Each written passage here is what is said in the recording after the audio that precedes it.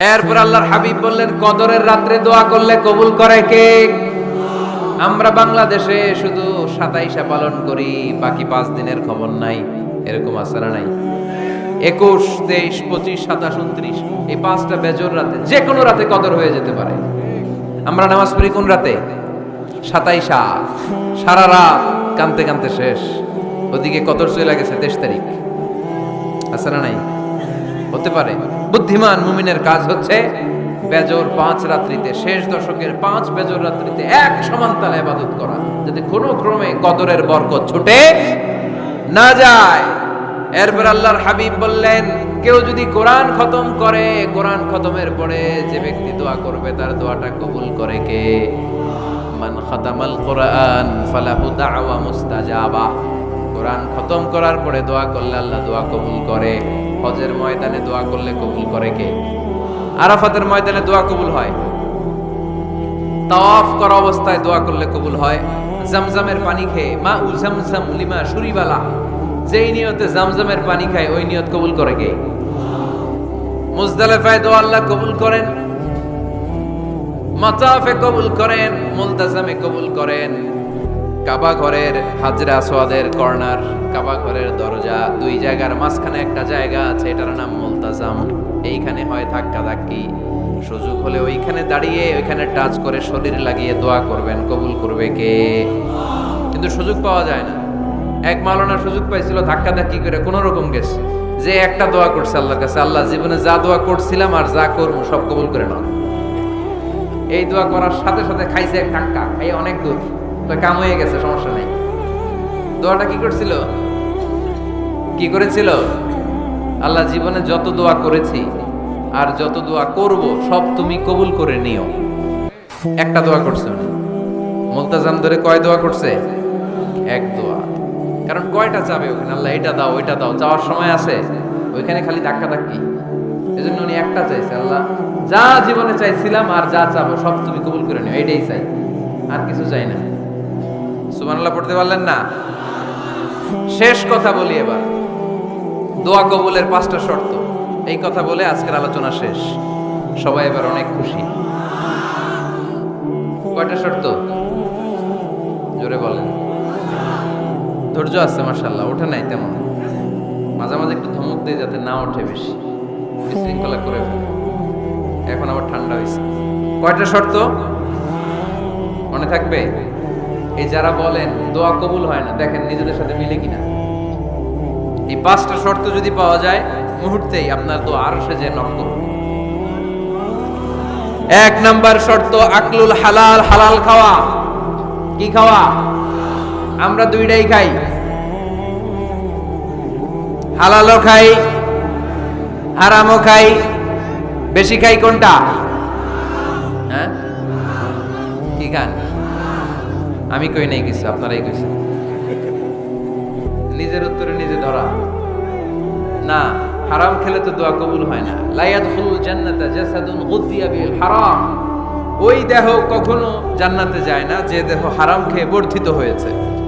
কেন দোয়া কবুল হয় না? মিলিয়ে নেন নিজের জীবনের সাথে, জাস্ট একটু মিলিয়ে নেন, খেয়াল করেন। আকলুল হালাল 1 নম্বর শর্ত। ইউর ইনকাম শুড বি হালাল, ইউর ফুড শুড বি হালাল, ইউর ড্রিঙ্ক শুড বি হালাল, ইউর ফ্ল্যাট শুড বি হালাল, your bank balance should be হালাল। চিল্লায় বলেন ঠিক কি না? এক লোক কাবার চারপাশে শুধু দোয়া করে, ইয়া রব, ইয়া রব, ও আমার রব, তুমি আমারে মাফ করে দাও, তুমি আমারে মাফ করে দাও। এই সাহাবীর কান্নাকাটি দেখে, এই লোকের কান্নাকাটি দেখে অন্য সাহাবারা বলল, আজকের সব সওয়াব এই লোকে নিয়ে যাবে। সব সওয়াব তো আজকে ওনার। এর দোয়া কবুল। আল্লাহর হাবিব বললেন, ওয়া মাতআমুহু হারাম, ও যা খায় হারাম খায়। ওয়া মাশরাবুহু হারাম, যা পান করে হারাম। মালবাসুহু হারাম, তার ড্রেস আপ এটা হারাম টাকা থেকে আসে। ফা আন্না ইউস্তাজাবু লাহু, কেমন করে আল্লাহ ওর দোয়া কবুল করবে? আল্লাহ ঠেকা পড়ছে নাকি? ইন্নাল্লাহা তাইয়্যিব লা ইয়াকবালু ইল্লা তাইয়্যিবা।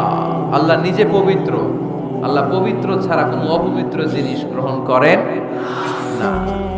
জিহাদের ময়দানে একজন সাহাবী ছিল, সর্বপ্রথম তীর মেরেছিল। নাম কে বলতে পারবে? সাআদ বিন আবি ওয়াক্কাস রাদিয়াল্লাহু তাআলা আনহু।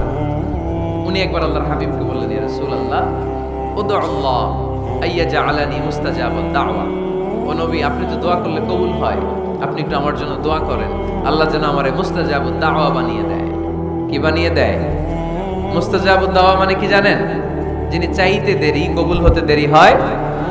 আল্লাহর হাবিব বললেন, ইয়া সাআদ, হে সাআদ, আতিব মাতাআমাক তাকুন মুস্তাজাবুদ দাওয়া। সাদ, তুমি যেটা খাবে এটা হালাল খেও, হালাল খেলেই তুমি মুস্তাজাবুদ দাওয়া। সুবহানাল্লাহ পড়বেন না? আকলুল হালাল শারতুন লিকবুলিদ দুআ, দোয়া কবুলের প্রথম শর্ত। হারাম খেয়ে দোয়া করলে ওই দোয়া কখনো কবুল হবে। 2 নাম্বার শর্ত, দোয়াটা করতে হবে একজনের কাছে, তিনি কে? চাইতে হবে একজনের কাছে, তিনি কে? মসজিদে যে আল্লাহর কাছে চাইলেন, দরবারে যে বাবার কাছে চাইলেন, দোয়া কবুল কবুল হবে? হবে? চাইতে হবে একজনের কাছে, তিনি কে? অন্য কোথাও যেন আমরা না চাই। মাজারে যে যাওয়া যায় না, মাজার জিয়ারতের জন্য যাবেন, যে সালাম দিবেন, নিজের জন্য দোয়া করবেন, কবরে শুয়ে থাকা লোকটার জন্য দোয়া করবেন। ওখানে কিছু চাওয়া যাবে? চাইবেন কার কাছে? 2টা গেল শর্ত। 3 নাম্বার, ইয়াকিন থাকতে হবে যে আমার দোয়াটা কবুল হচ্ছে। যখন দোয়া করবেন আপনার এই বিশ্বাস থাকতে হবে, আমার রব আমার ফরিয়াদ শুনছে, তিনি আমার কথা শুনতে পাচ্ছে, আমি চাওয়া মাত্রই তিনি সব দিয়ে দিতে পারে, এবং আমার রব আমাকে ফিরাবে না, তিনি দিবেনই। এরকম ইয়াকিন থাকতে হবে। উদুল্লাহ ওয়া আনতুম মুকিনুনা বিল ইজাবা, এমন ভাবে দোয়া করো যে তুমি সুনিশ্চিত এই দোয়া কবুল হবেই। এই নিশ্চয়তা নিজে নিজে নিয়ে নেবেন। আল্লাহর উপর ভরসা কম আমাদের, এই ভরসা জাগে না যারে উনি দিবেনই, নিশ্চিত আমি। আপনি নিশ্চিত হলে পেয়ে যাবেন নিশ্চিত। আপনার মধ্যে যদি সন্দেহ হয় রে কবুল হয় না, না হয়, ওই দোয়া জীবনেও কবুল হবে না। ঠিক কিনা? 4 নাম্বার শর্ত, সালাতু আলা রাসূলিল্লাহ, আল্লাহর হাবিব সাল্লাল্লাহু আলাইহি ওয়াসাল্লামের উপর দুরূদ পড়া। কুল্লু দুআ মাহজুব মাওকুফুন বাইনাস সামাই ওয়াল আরদ, আমরা যা দোয়া করি সব আকাশ জমিনের মাঝখানে পেন্ডিং হয়ে থাকে। মা লাম ইউসাল্লা আলাইহি, আল্লাহর হাবিব বললেন যতক্ষণ না আমার উপর দুরূদ শরীফ পড়া হয়। আওয়াজ করে সবাই পড়েন সাল্লাল্লাহু আলাইহি ওয়াসাল্লাম। আল্লাহর হাবিব সাল্লাল্লাহু আলাইহি সাল্লামের উপর দুরূদ না পড়লে ওই দোয়া কঠিন কালে আল্লাহ কবুল করেন। আকাশ জমিনের মাঝখানে পেন্ডিং। মেসেজ করেছেন আপনার বন্ধুকে, আপনার মোবাইলে টাকা নাই, মেসেজটা কি হয়ে থাকে? পেন্ডিং, তাই না? যখনই টাকা ঢোকাবেন সাথে সাথে সেন্ড, আপনার সব দোয়া পেন্ডিং হয়ে আছে আকাশ। আজকে দুরূদ করে দিবেন, সব সেন্ড। মুআল্লাক, সব ঝুলে থাকে। মাহজুবুন মুআল্লাকুন বাইনাস সামাই ওয়াল আরদ, মনে থাকবে ভাইরা। 5 নাম্বার সর্বশেষ শর্ত হলো মুওয়াফাকাতুদ দুআ বিদ দাওয়াব। শুধু দোয়ায় কাজ হয় না, দোয়ার সাথে মাঝে মাঝে দাওয়ারও দরকার আছে না নাই? দোয়াও লাগবে, দাওয়াও লাগবে, ঠিক কিনা? আপনার ছেলের জন্য আপনি দোয়া চাইতে আসলেন, হুজুর দোয়া করেন। অনেকে কলম নিয়ে আসে আমাদের কাছে, কলম। আমি ভাবছি আমারে গিফট করবে, পরে কয় না গিফট না, ফু দিয়ে দেন। ফু দিয়ে দেন কেন? আমার ছেলের পরীক্ষা, আপনার ফু পাইলে গোল্ডেন এ প্লাস। আমি কই সর্বনাশ, লেখাপড়া না করলে ডবল জিরো পাবে, দোয়ায় কাজ হবে না। আগে পড়াশোনা করতে হবে, তারপরে দোয়ায় কাজ হবে, ঠিক কিনা? দোয়াটা ভ্যালিউ অ্যাড করে, ইট অ্যাডেড দ্য ভ্যালিউ।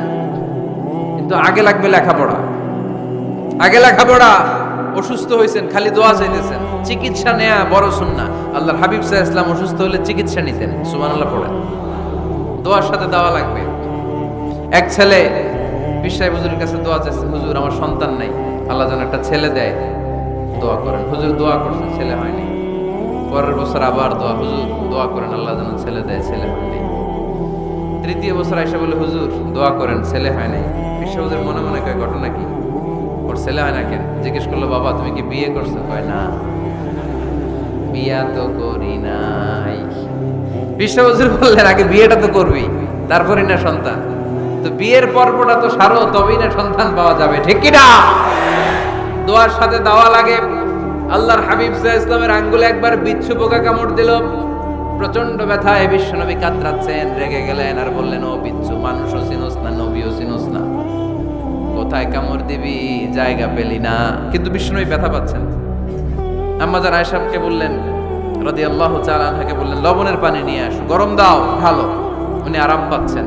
আর সূরা ইখলাস পড়ে ফু দিতে লাগলেন, ফাতিহা পড়ে ফু দিতে লাগলেন। গরম পানি ঢালা শেষ, ফু দেওয়া শেষ, আঙ্গুলের ব্যথাও। দেখছেন কি কম্বিনেশন? দোয়াও লাগে, সাথে সাথে কি লাগে? দাওয়াও লাগে। দোয়া আর দাওয়া দুইটার সমন্বয়ে আপনাকে সফলতা দিবে কে? সফলতা একজনই দেয়, তার নাম জোরে বলতে হবে, তিনি কে?